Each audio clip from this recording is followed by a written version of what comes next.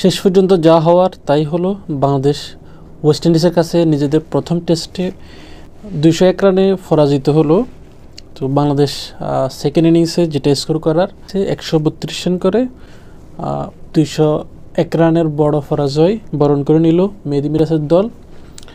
এখন আসেন বাংলাদেশ যে টেস্টটা খেললো, ব্যাটসম্যানরা কেমন ব্যাটিং করছে সেই আমলনামাটা যদি একটু পড়ি।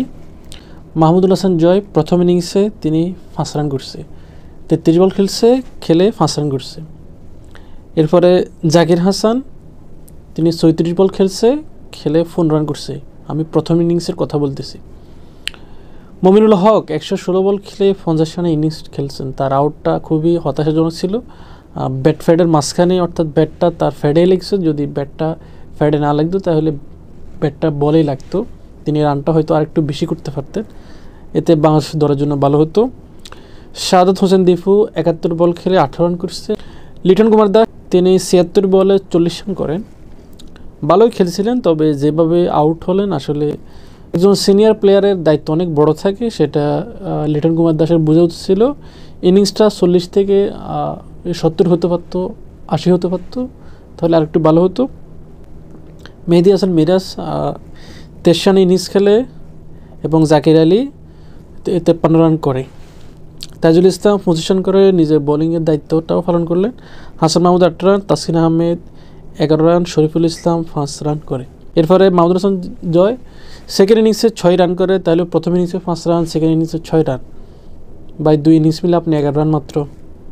জাকির হাসান 0, তাহলে প্রথম ইনিংসে 15, সেকেন্ড ইনিংসে মাত্র 0 রান, 2 ইনিংস মিলে মাত্র 15 রান করছেন। মমিনুল হক তিনি 11 রান করে, তাহলে প্রথম ইনিংসে 50 রান, 11 রান, 2 ইনিংস মিলে 61 রান। একজন সিনিয়র প্লেয়ার আরেকটু দায়িত্বশীল হওয়া উচিত। শাহাদাত হোসেন দীপু 4 রান, প্রথম ইনিংসে 18, সেকেন্ড ইনিংসে 4 রান, 18 4 22। একজন মিডল অর্ডার ব্যাটার আরেকটু ভালো করতে হবে, এভাবে করলে কিন্তু খেলা হয় না। লিটন কুমার দাস তিনি 22 রান করে, প্রথম ইনিংসে 40 এবং 22, 2 ইনিংসেই 62 রান। বাংলাদেশের সর্বোচ্চ হাইস্ট রান কিনা, আচ্ছা সেটা দেখা যাবে। 22 রান করে 62 রান করে মোট, 2 ইনিংস মিলে। আসলে একজন সিনিয়র ক্রিকেটার, এটা প্রত্যাশিত না। মেহেদী হাসান মিরাজ 45 রান করেন, প্রথম ইনিংসে 23, পরে 45, প্রায় লিটন দাস থেকে তো তিনি ভালো করলেন, 68 রান 2 ইনিংস মিলে। এরপরে জাকির আলী অনেক 31 রান করে, প্রথম ইনিংসে 53 রান আর 31, সব মিলে কত 84 রান ইনিংস, 2 ইনিংস মিলে 84 রান করে। তাজুল ইসলাম 4 রান, প্রথম ইনিংসে 25 আর 29 রান করে। হাসান মাহমুদ আর 940। বরাবর মতো বাংলাদেশের ব্যাটিংটাই ব্যর্থতার দায়ী ফুটলো, বিশেষ করে ওপেনার। আপনার ওপেনার যদি দায়িত্ব পালন করতে না পারে ঠিকমতো, তাহলে মিডল অর্ডারের উপরে চাপ সৃষ্টি হয়।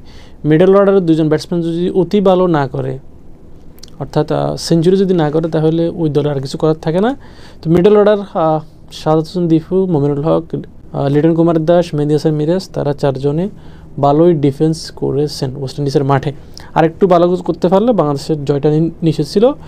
সেকেন্ড ইনিংসে বাংলাদেশের জয়ের জন্য প্রয়োজন ছিল 334 রান, বেশি না, কিন্তু রানটা কিন্তু অতটা বেশি না। তবে প্লেয়াররা যদি ভালো ব্যাট করতে পারতো তাহলে ম্যাচটা জিততে পারতো। বিশেষ করে ওপেনার 2জন যদি ভালো পজিটিভ একটা শুরু করে দিতে পারতো, 50-60 রানের ইনিংস কিংবা 100 রানে একটা পার্টনারশিপ করতে পারতো, তাহলে বাংলাদেশ ম্যাচটা জয় পেত।